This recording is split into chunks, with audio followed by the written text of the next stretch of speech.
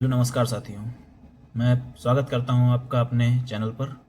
आज मैं आपको इज़राइल और ईरान और अमेरिका के बीच में जो चल रहा है उसके बारे में अपडेट देने आया हूं कि अमेरिका और ईरान के बीच में अभी जो युद्ध का माहौल बना हुआ है उसमें अमेरिका भी वार्ता पर जोर दे रहा है ईरान से कि एक बार वार्ता हो जाए।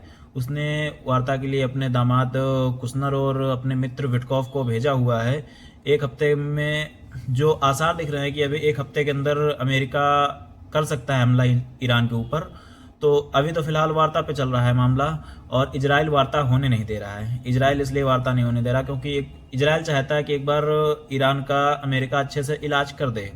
सीएनएन की रिपोर्ट के अनुसार एक हफ्ते में, जो सीएनएन की रिपोर्ट है उसमें दिखा रहा है कि एक हफ्ते में हो सकता है कि अमेरिका इजराइल पर हमला कर दे।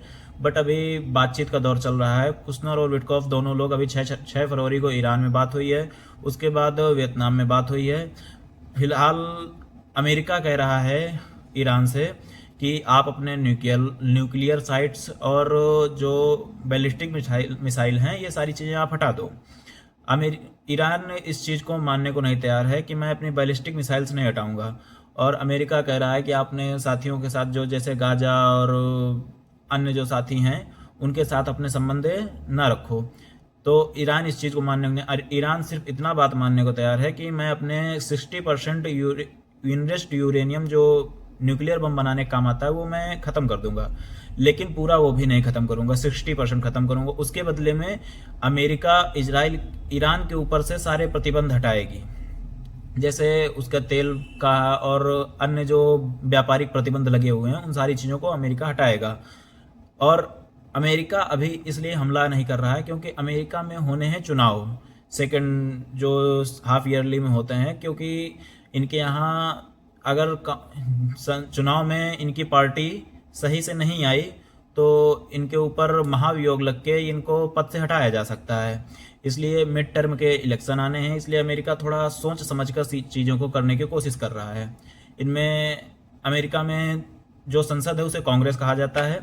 इसके निम्न सदन को हाउस ऑफ रिप्रेजेंटेटिव कहा जाता है, जिसमें करीब 435 सांसद होते हैं। और जो निम्न उच्च सदन है उसे सीनेट कहा जाता है, जिसमें 100 सदस्य होते हैं। सीनेट में करीब अभी 33 सांसदों के चुनाव होने हैं जो हर 6 वर्ष में होते हैं, 6 साल में एक बार होते हैं। और ईरान भी अपने जो युद्ध अभ्यास हैं वो जारी किए हुए स्टेट ऑफ हॉर्मोज में, क्योंकि स्टेट ऑफ हॉर्मोज एक ऐसा हॉर्मोज है जो कि जहाँ से दुनिया का 60% तेल आयात होता है।